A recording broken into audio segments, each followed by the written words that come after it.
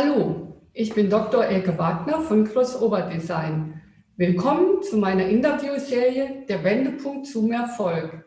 Ich interviewe deutsche Top-Designer, um ihren Weg zum Erfolg genauer unter die Lupe zu nehmen. Gibt es ein entscheidendes Ereignis, das zum Grundstein von ihrem Erfolg wurde? Ernsthaft Design zu machen, ist eine Berufung. Ich hoffe, dass du als designinteressierter Mensch durch diese Interviews das Warum eines Designers, warum mache ich das überhaupt, besser verstehen wirst. Oder du bekommst als junger Designer wertvolle Anregungen für deinen eigenen Weg. Mein heutiges Interview führe ich mit Isabella Hamann. Isabella erschafft seit vielen Jahren beeindruckendes Interior-Design und ist dabei gleichzeitig als Produktdesignerin und Kunstvermittlerin tätig. Sie verbindet auf großartige Weise Tradition und Moderne, schlichte Eleganz und Opulenz, ohne aufdringlich zu werden. Ihr Farbgespür ist brillant und eine besondere Gabe. Ihre Projekte, weit ab vom deutschen Mainstream, wurden mit verschiedenen Preisen ausgezeichnet. Die Liste ihrer Kunden ist sehr beachtlich. 2020 hat sie jetzt ihre eigene Möbelkollektion herausgebracht. Jetzt also ein besonderes Willkommen an dich, liebe Isabella.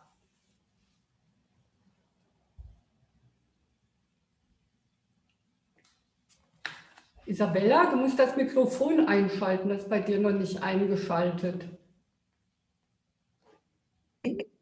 So, hörst du mich jetzt? Ich höre dich, hervorragend. Herzlich willkommen, guten Tag und vielen Dank für die Einladung. Ja, es freut mich sehr. Jetzt sehen wir uns ja auch zum ersten Mal richtig live. Sonst haben wir ja nur telefoniert oder per WhatsApp gesprochen. Genau, so ist das. Also ich freue mich, dich zu sehen. Ich wünsche erstmal alles Gute für das Jahr 2021 und ich hoffe für uns alle, dass wir gut vorankommen in diesem Jahr. Da sprichst du wahre Worte, das wünsche ich dir auch. Ja, und dann kommen wir auch gleich zur ersten Interviewfrage. Ich möchte erstmal auf deine Kindheit und Jugend eingehen. Und ich hatte sogar gestern habe ich noch ein Interview von früher von dir gefunden, wo ich noch ein paar interessante Punkte gefunden habe. Und da habe ich eine Sache gelesen, also dein Vater, der war ja Architekt und ist damals wahrscheinlich mit dir, mit der ganzen Familie nach Westdeutschland geflüchtet vor der Grenzöffnung, vor dem Mauerbau muss das ja gewesen sein. Und du warst nämlich noch ein kleines Mädchen und dein Vater ist ja, was mir sehr betroffen gemacht hat, der ist ja mit 36 Jahren damals schon gestorben. Das heißt, du hast da ja schon eigentlich auch sehr harte Kindheit in der Hinsicht hinter dir. Wie war das damals so? Also die Geschichte war ein bisschen anders, weil wir sollten tatsächlich ausreisen und 3 Tage vor unserer Ausreise, da hat mein Vater schon 4 Jahre in Deutschland gelebt, 3 Tage vor unserer Ausreise ist er verstorben. Und wir konnten nicht mehr ausreisen, weil wir hatten keinerlei Möglichkeiten, uns dann nach Deutschland zu bewegen und auch keine finanziellen Mittel. Und somit sind wir dann in Polen geblieben. Aber mein Vater war Architekt und Stadtplaner und ich bin auf seinem Schoß sozusagen mit Rapidographen groß geworden, weil er hat immer geplant, er hat immer gezeichnet, es stand immer ein großer Zeichentisch in der Wohnung, obwohl die Wohnung relativ klein war. Und irgendwann hatte ich das Gefühl, ich muss raus. Ich muss raus nach Deutschland, ich muss die Sprache lernen, ich muss das Ganze beherrschen und ich bin ihm das schuldig. Und so hat mein Weg dann nach dem Abitur dann angefangen.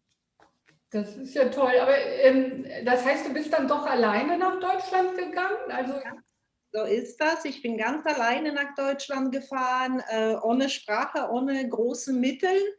Und ich dachte, ich schaffe das. Man ist ja, wenn einer der Elternteile stirbt, wird man sich ein bisschen alleine überlassen und dann entwickelt man in der Regel eine Kämpfernatur. Man hat immer das Gefühl, überleben zu wollen. Also das glaube ich dir gerne. Also ich muss echt sagen, ich bewundere das schon immer, auch so dieses wenn man wirklich dann auch ohne die Sprache zu sprechen noch in ein anderes Land geht. Also ich bin ja selber schon viel gereist und da ziehe ich immer sehr meinen Hut davor. Also das ist Ja, schon toll. ja, ein großes Wagnis. Heutzutage ist das ein bisschen anderes, aber damals hatte man nicht diese Mittel. Es gab Sprachlernschulen, die aber nicht gut waren. Man hat mir in Polen prophezeit, ich wäre völlig sprachenunbegabt. Somit bin ich mit gewissen persönlichen Vorurteilen nach Deutschland gefahren. Ich habe ja erstmal Englisch gelernt, das Deutsche kam dann später, dann aber auch wiederum sehr schnell. Und ja, der Weg war nicht ganz einfach.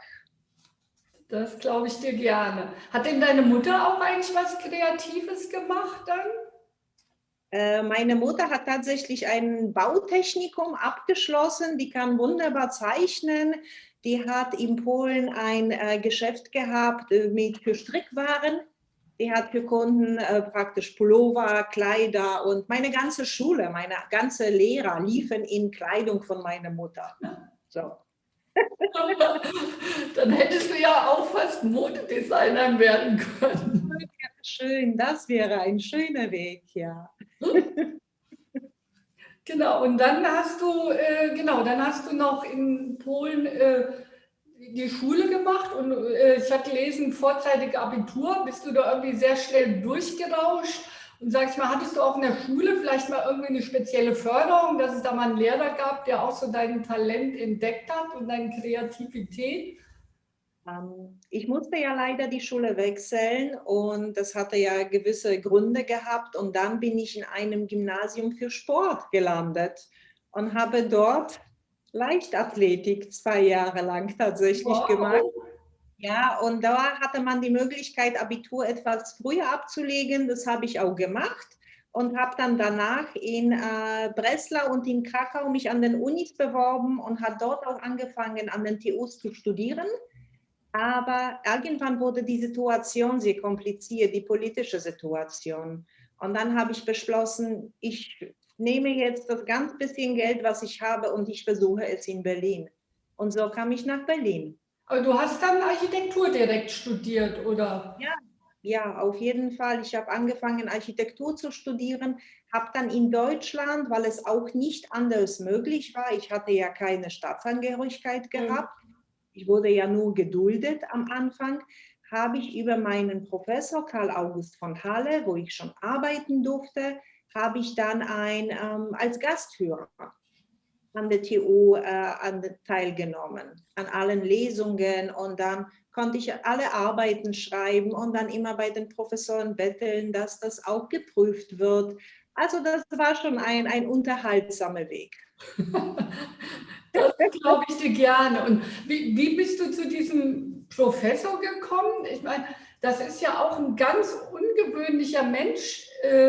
Ich hatte kurz über den nachgelesen und zwar hat der ja auch selber in Westberlin Architektur studiert, 1961 hautnah den Mauerbau erlebt und hatte tatsächlich mit Studenten der Technischen Universitäten, einem Schüler, zahlreichen DDR-Bürgern zur Flucht durch die Kanalisation in den Westen geholfen. Also total abenteuerlich und ist dann später noch über einen Schauspieler, also filmreiche Geschichte, ist er sozusagen da in den Osten gelockt worden und noch verraten worden als Fluchthelfer und musste dann noch 2 Jahre im Gefängnis sitzen. Und danach hat er sofort wieder im Westen sein Architekturstudium beendet. Also das Ja, ist schon ein besonderer Mensch. ja, das war eine sehr, sehr bewegte Persönlichkeit, unheimlich begabt, unheimlich intelligent, sehr schnell denkend. Ich habe ihn schon in der späteren Phase kennengelernt, als ich da mitarbeiten durfte. Da hat er schon ein großes Büro gehabt mit fast 40 Architekten. Oh, Und, ja. und er war schon ein bisschen, ja, eine verrückte Seele. Er hat viel erlebt, er hat viel durchgemacht, er war sehr kreativ in seinem Schaffen und ich habe sehr, sehr gerne für ihn gearbeitet und auch sehr unheimlich viel gelernt. Die Architekten, die dort waren, die haben mir sozusagen unter die Fittiche gegriffen, haben mir die Sprache ein bisschen beigebracht. Ich habe für die gekocht. Ich habe ein bisschen von diesem polnischen Gefühl reingebracht, was für die gänzlich eine andere Art des Lebens war. Und im Gegenzug haben die mir sehr viel beigebracht, was im Bereich Hochbau und im Bereich Wettbewerb. Also ich war sehr, sehr glücklich dort und habe bis heute mit sehr vielen Architekten aus dem damaligen Büro noch Kontakt. Boah, das spricht wirklich für sich. Das klingt wirklich Ja. toll. Und was ich noch gelesen habe, was ich ganz interessant fand, weil ich mich da auch mal mit beschäftigt habe, er war ja auf jeden Fall später auch Anthroposoph. Ja. Hat man da in der Zeit schon irgendwie was mitbekommen? Also hatte der da spezielle Projekte in dem Bereich?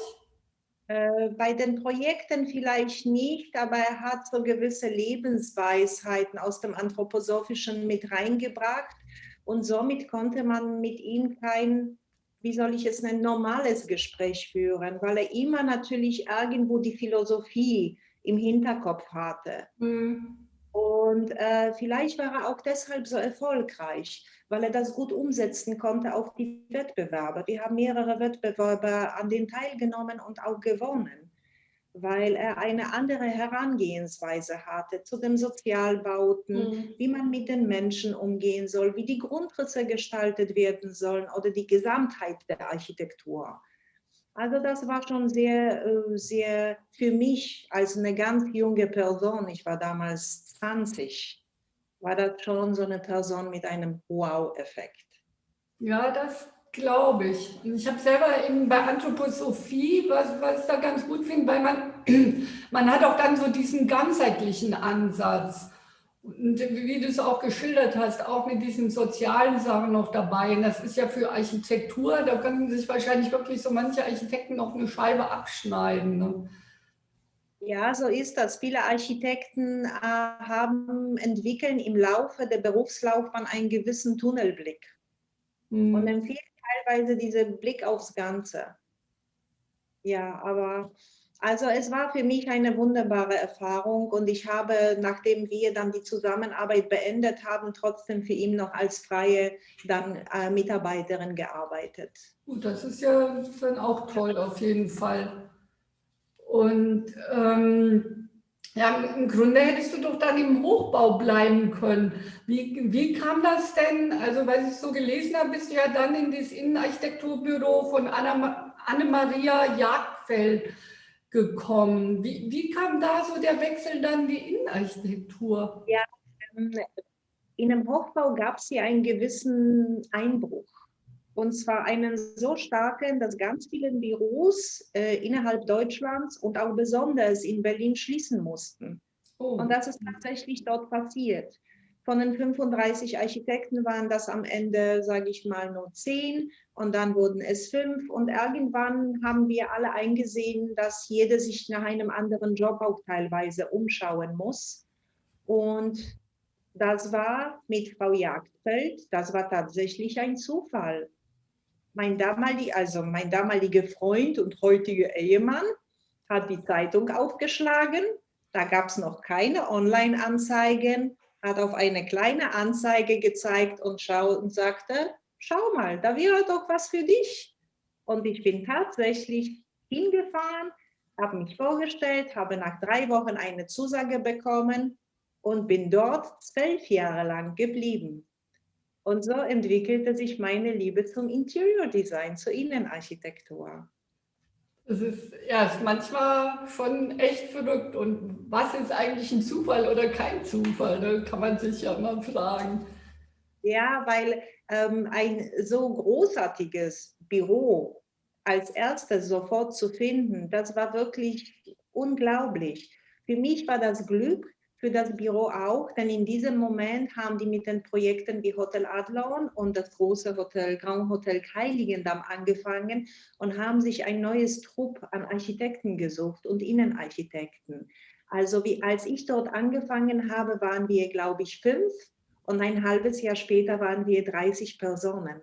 Und dadurch, dass wir alle Neue in das Team reingekommen sind, war das eine wunderbare Mischung. Und wir waren sehr international. Wir hatten einen britischen Projektleiter, der für den China Club fürs Adlon zuständig war.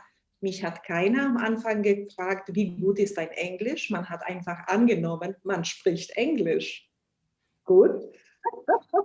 Wir haben alles Mögliche versucht und wir hatten viele Architekten, Hochbauarchitekten, viele Interior-Designer, viele Produktdesigner, auch ein paar Modedesigner. Und aus diesem gesamten Gemisch kam ein wunderbare Projekt heraus. Boah, das klingt wirklich toll. Also ich habe mir auch von ihr die Projekte mal ein bisschen angeguckt. Das sind ja auch total spannende Sachen. Und ich denke, das ist schon ein Geschenk, wenn man in solchen Projekten dann mitarbeiten kann. Also So ist das. Frau Jagdfeld war eine wunderbare Person, das ist sie natürlich bis heute, hat ein wunderbares Gespür für Farben gehabt, für das, was sie gerne umsetzen möchte. Sie konnte uns das gut vermitteln. Also ich bin sehr, sehr froh, für sie gearbeitet haben zu dürfen. das klingt gut. Und naja, ich denke mal, dass du aber durch deine Erfahrung auch mit dem Hochbau bestimmt auch so einige Specials noch mit einbringen konntest in die Arbeit. Also Das wurde auch sehr geschätzt und dadurch hat man auch oft natürlich auch mit Bauleitung zu tun oder Bauüberwachung. Man musste öfter auf die Baustelle. Wir sind teilweise zweimal am Tag zur Baustelle gegangen. Das Büro war in der Friedrichstraße, Hotel Adlon war in der Bärenstraße, das war keine große Entfernung. Eben den ganzen Baufortschritt zu sehen, um auch mit den Handwerkern direkt vor Ort das alles klären zu können. Lustigerweise, ich komme aus Polen und beherrsche die Sprache fließend. Die Handwerker auf der Baustelle waren auch sehr viele Polen. Die wussten natürlich nicht, dass ich aus Polen komme. Das führte schon teilweise zu lustigen Situationen. Aber auch das hat sich schnell rumgesprochen und dann wurde dann auch alles schnell geklärt, und zwar in der polnischen Sprache. klasse. Ich habe selber polnische Handwerkerfreunde und es gibt auch wirklich richtig tolle Handwerker. Also ja, Ja, so ist das. Vielleicht waren die am Anfang etwas, sage ich mal, ja, vom Gemüt her etwas unbedarft, weil für die war Deutschland das ganz, ganz große Los, in Deutschland arbeiten zu dürfen. Das hat sich heutzutage natürlich verändert alles. Aber mit einer Person wie mich vor Ort, die dann die immer unterstützt hat oder was erklärt hat, lief das natürlich viel, viel besser. Und durch meine Sprachkenntnisse konnten wir auch für andere Projekte ein paar Firmen aus Polen auch akquirieren, die dann diverse Sachen liefern konnten. boah, so läuft es natürlich optimal. Ja. Und von dieser Station, so wie ich das verstanden habe, bist du danach in die USA nochmal zum Studium Interior Design direkt nochmal gewechselt.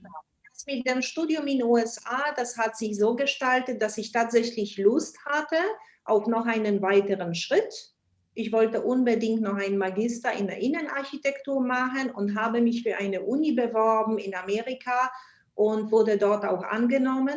Und das war ein Mischlernen. Man musste teilweise, die haben eine Dependance in Spanien und man musste teilweise, so wie wir gerade, via Zoom, war das ein Learning-Prozess. Dann musste man mit Amerika kommunizieren und dann musste ich noch ein paar Prüfungen auch via Spanien dann ablegen.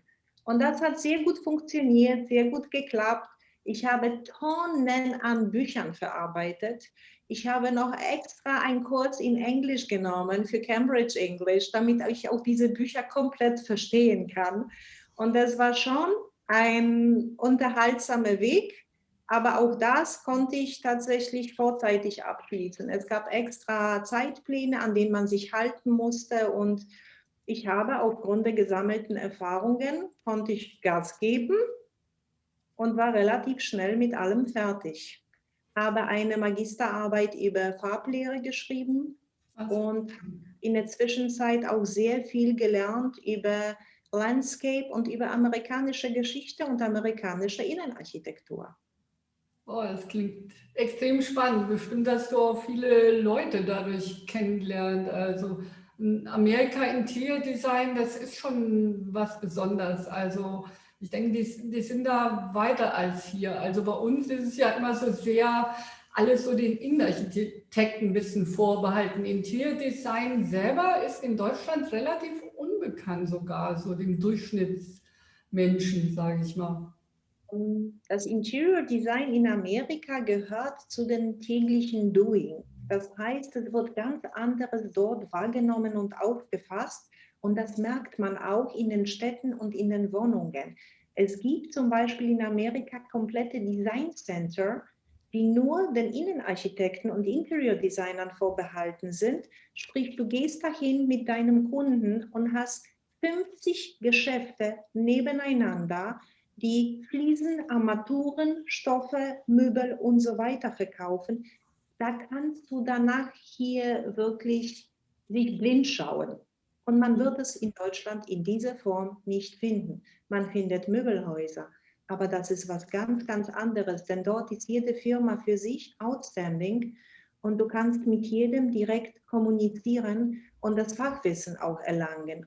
Und ich glaube aber dennoch, dass wir in Deutschland und in Europa prinzipiell einen Trend momentan haben, der uns sagt, go ahead und finde den richtigen Interior Designer.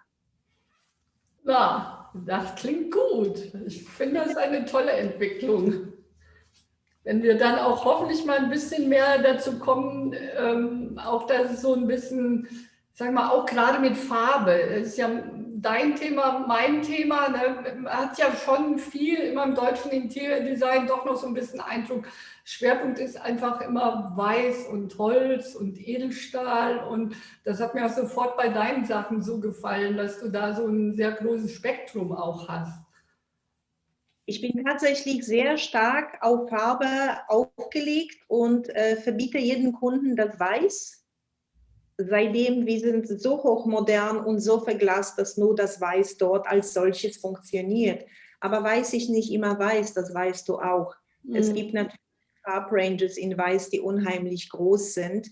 Und die Farbe als solche ist für die Menschenpsyche unheimlich wichtig. Und deshalb plädiere ich auch immer für Farbe. Und jeder Raum, der eine gewisse Funktion hat, sei es Küche, Wohnzimmer, Kaminzimmer, Badezimmer, sollte auch eine gewisse Farbe aufweisen, um die Psyche anzuregen, um positiv auf das Wohlbefinden der Menschen eingehen zu können. Das ist wahr, da fällt mir gerade ein, vielleicht soll es in jeder Stadt so eine Wohnung geben, wo man mal so, jeder Mensch mal so Farbräume erleben kann. Das ist nämlich ein irre Erlebnis, mal in einem komplett gelben, komplett blauen, roten, grünen Raum zu sein. Das wäre, glaube ich, für viele mal so ein einschneidendes Erlebnis, was Farbe eigentlich so heißt. So ist das. Ich habe ja selber so ein Labor erlebt in Berlin. Das gibt es in einer Bürofirma hier im Berliner Raum. Die haben 5 Räume in diversen Farben, wie du schon gesagt hast. Komplett gelb, inklusive Boden und Mobiliar, komplett grün, komplett rot. Und man kann sich nicht vorstellen, wenn man die einzelnen Räume begeht, dass es einem auf einmal kalt wird oder warm. Auf einmal ist man glücklich und man weiß überhaupt nicht wieso, weil man in einem grünen Raum steht.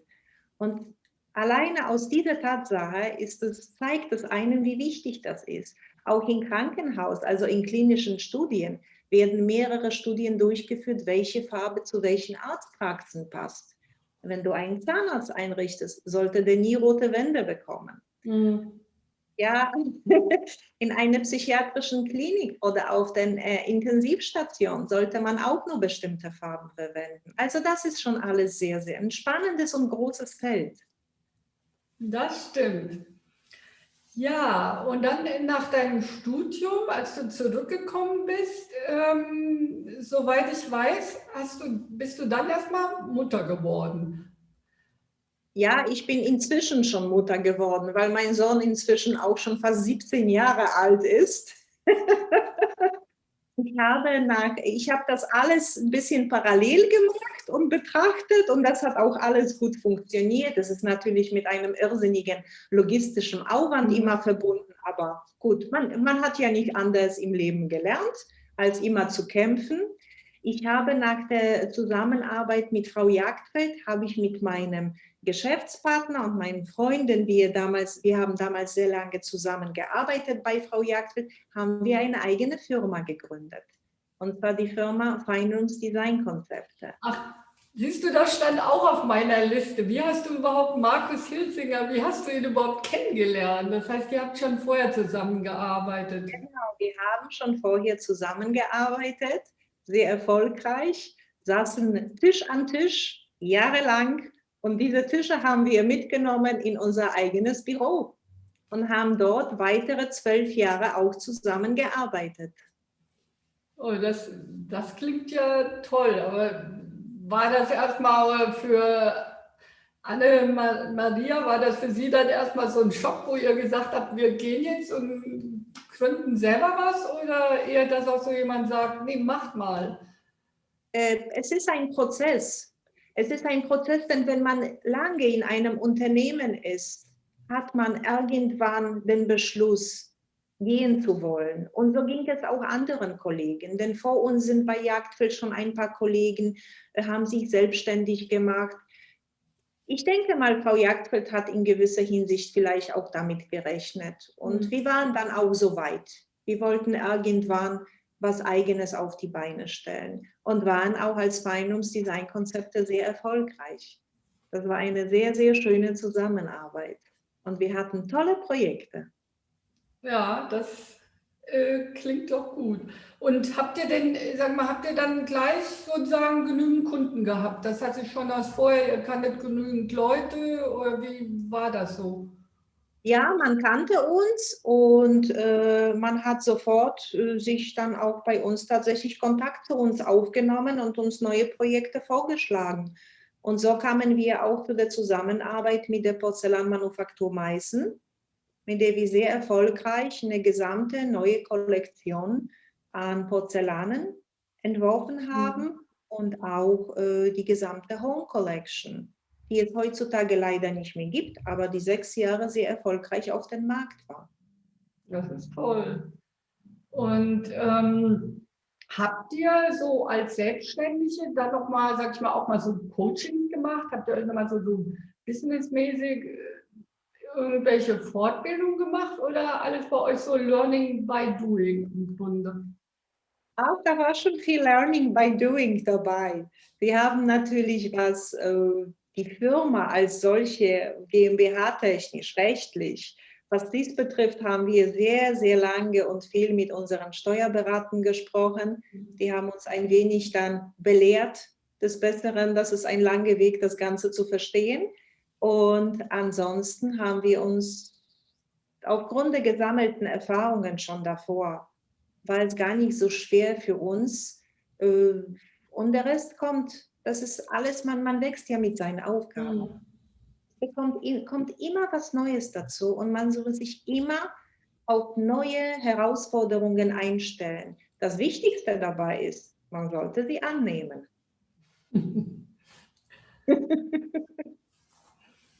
Ja, und dann hast du, genau, das ist ja jetzt, glaube ich, fast exakt ein Jahr. Dann hast du ja doch nochmal wohl gesagt, jetzt mache ich es aber nur unter meinem Namen, und hast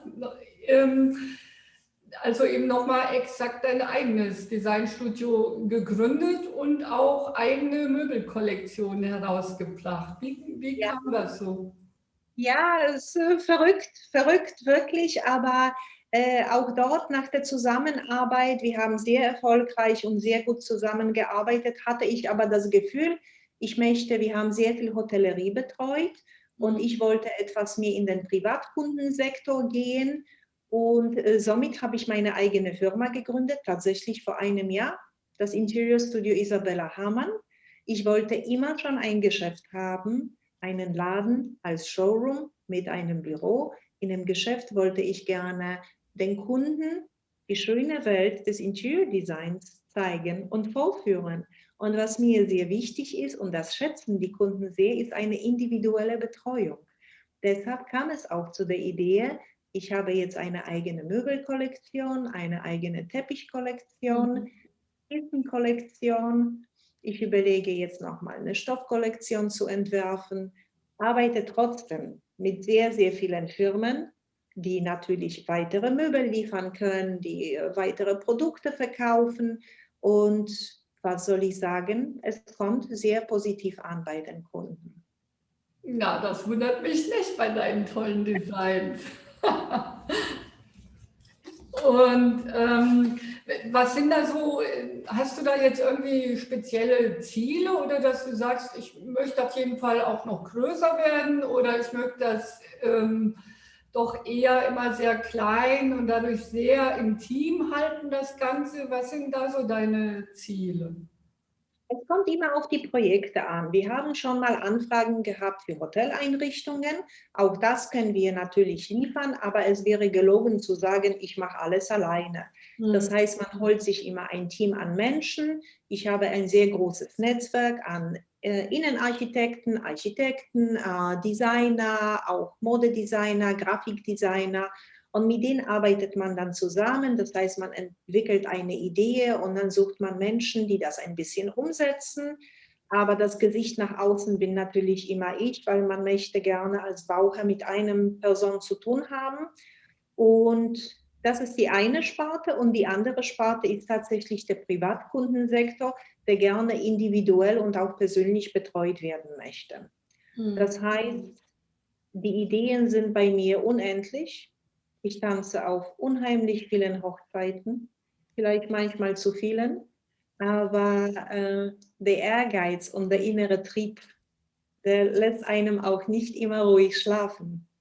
Und dadurch, wie sich tatsächlich die Zukunft entwickeln wird, ist es schwer, etwas momentan vorauszusagen, weil die aktuelle Situation für uns alle nicht einfach ist.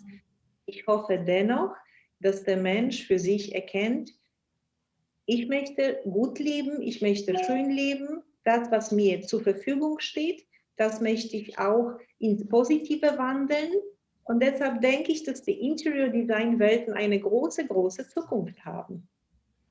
Ja, also ich denke das auch. Also es gibt ja auch gerade im Kleinen vielleicht erstmal so überhaupt allein durch Homeoffice wird sich ja deutlich mehr Gedanken drüber gemacht, wie gestalte ich mein Zuhause. Das auf jeden Fall auch schon mal. Und ja, und was mir auch so aufgefallen ist, überhaupt bei meiner Suche nach Experten und bei den ganzen Designstudios, so wie du, es sind ja doch extrem viele in Berlin angesiedelt. Und du selber bist ja, glaube ich, inzwischen im Grunde auch so eine Wahlberlinerin, oder? Also es klingt immer alles sehr danach. Ja, das ist tatsächlich so, obwohl ich nie in Berlin sein wollte. Berlin sollte für mich nur eine Zwischenstation werden. Ich wollte weiter nach Frankfurt oder Hamburg oder nach München ziehen, aber nun bin ich ja hier hängen geblieben. Und jetzt lebe ich hier seit vielen, vielen Jahren und es gibt sehr viele Kollegen, aber ich muss sagen, für uns alle gibt es tatsächlich genug zu tun, weil egal mit wem ich spreche, und mit wem ich kooperiere und zusammenarbeite, die sind alle gut ausgebucht, haben ausreichend zu tun, denn wir betreuen nicht nur Projekte in Berlin, sondern auch außerhalb. Ich habe auch viele Projekte im Ausland und auch außerhalb von Berlin wie München, Köln und Hamburg. Ja, deshalb, das ist für uns alle ist genug zu tun.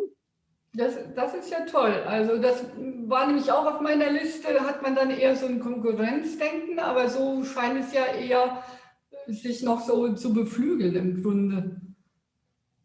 Ja, ich war schon immer für Kooperationen, weil wieso sollte ich das Wissen für mich alleine behalten? Wieso kann mir ein Kollege nicht helfen?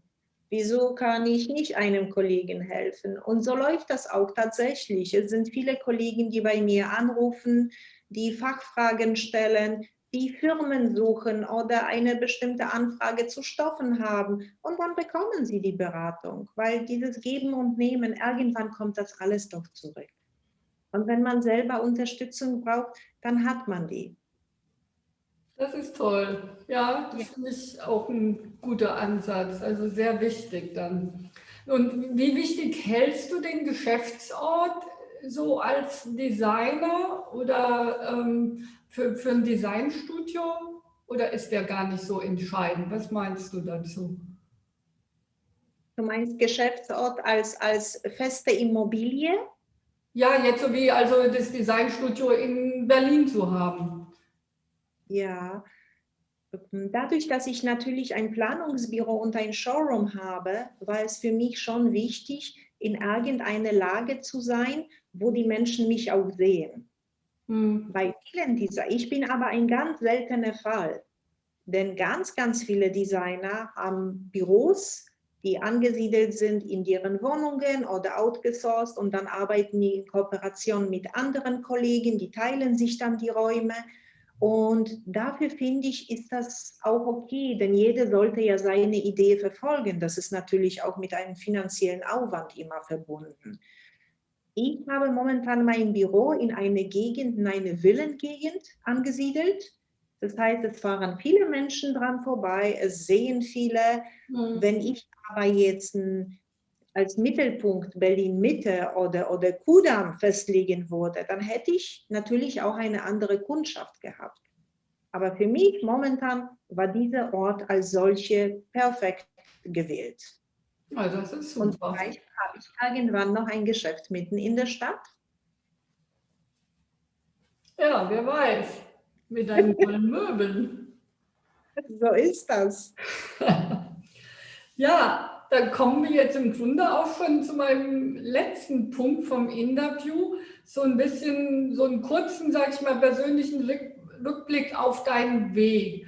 Was würdest du als dein Erfolgsrezept bezeichnen? Oder siehst du so 3 Eigenschaften von dir, die dir zum Erfolg verholfen haben?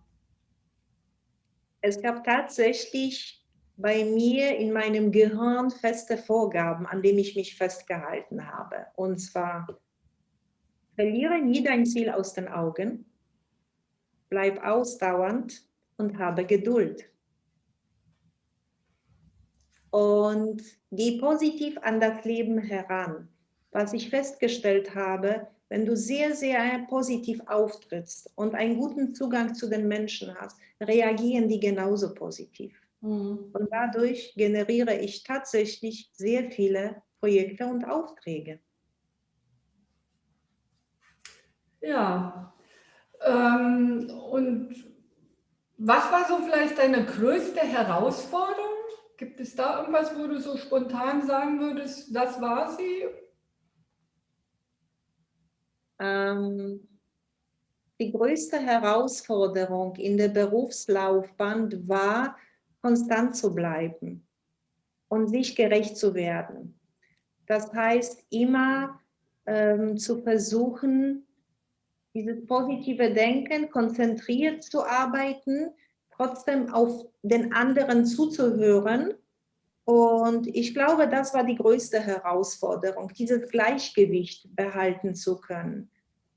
Ja, und im Privaten die Kindererziehung. Hm. Dass aus diesem kleinen, krabbelnden Kind auf einmal fast ein Mann wird, das ist schon eine Herausforderung. Ich habe 2 Töchter. Die sind jetzt fast 14 und 15. Also es ist so, geht in Richtung deine, aber es ist mit Mädchen natürlich sicherlich dann doch noch mal anders. Genau, da fällt mir aber in dem Punkt noch eine Frage ein. Hast du das auch so empfunden, gerade als Kleinkind, dass ich finde, Kleinkinder für mich persönlich sind das größte Kreativitätstraining überhaupt. Ja, Kleinkinder sind voller sprudelnde Ideen, das ist richtig. Und eigentlich kann man schon daraus rauslesen, was aus den Kindern später wird. Das ist unglaublich. Ich habe nie vermutet, dass man das so schnell erkennen kann. Ich habe als Kind auch unfassbar viel gezeichnet und genäht und habe den Mund nie zugekriegt, habe unheimlich viel gesprochen. Mein Sohn ist da ein wenig anders und es ist tatsächlich zu erkennen, wie in welche Richtung er dann später gehen wird. Aber Kinder sind tatsächlich eine Sprudelquelle. Um mit der Richtung zu erkennen, da tue ich mich bei meinen noch schwer, das muss ich echt sagen. Also ich glaube, das ist ein Thema für Ja. sich. Ja, Dann zum Abschluss auch noch, gibt es vielleicht irgendwelche so pragmatischen Tipps, irgendwas, was du jungen Designern mit auf den Weg geben würdest, was so auch gerade für deinen Bereich, wenn sie sich für Interior-Design interessieren oder Innenarchitektur, was du so denen eben sagen würdest? Ja, habe ich tatsächlich. Wir haben momentan eine Teilung des Studiums auf Bachelor und Magister und oft werden nicht alle Kenntnisse vermittelt aufgrund der fehlenden Zeit, aufgrund dessen, dass man sich mit manchen Projekten vielleicht auch ein wenig zu lange beschäftigt. Ich kann allen nur raten, versucht mal zusätzlich euch einen Input von außen zu holen. Wir haben so tolle YouTube-Filme, es gibt so viele soziale Medien. Man soll seine Interessen viel weiter ausbauen als nur das, was einem vermittelt wird. Denn das reicht nicht für die Zukunft. Sehr schön. Ja, dann die letzte Frage noch. Gibt es jetzt von deiner Seite eigentlich noch irgendwas, was du gerne dem Interview hinzufügen möchtest, was wir noch nicht besprochen haben? Ach, es gibt ja so viele unterschiedliche Ansätze. Da bräuchten wir noch ein paar Stunden für. Aber ich finde prinzipiell, wie ich schon vorhin erwähnt habe, der Trend in Deutschland momentan ganz klar zu erkennen, bei allen Leuten, egal wie groß oder klein die Wohnung ist, egal ob das ein Büro oder ein Haus ist, die Lust auf Interior Design, die ist tatsächlich enorm gestiegen. Und das freut mich. Es freut mich für mich und für alle nachfolgenden Generationen, die kommen werden. Und wenn uns nicht dazwischen was unheimlich Schlimmes kommt, dann haben wir alle ein großes, großes Ausbaupotenzial. Sehr schön. Ja, dann bedanke ich mich ganz, ganz herzlich bei dir für dieses wunderbare Interview, liebe Isabella. Und bei dir, lieber Zuschauer, Zuhörer, bedanke ich mich auch ganz herzlich und ich hoffe, dass du dir auch noch die weiteren Interviews anschaust. Ich habe wirklich ganz tolle Designer, auch alle mit sehr unterschiedlichen Lebenswegen und es ist eine spannende Reise durch die Welt der Designer. Vielen Dank und bis zum nächsten Mal. Tschüss. Vielen Dank, liebe Elke. So, jetzt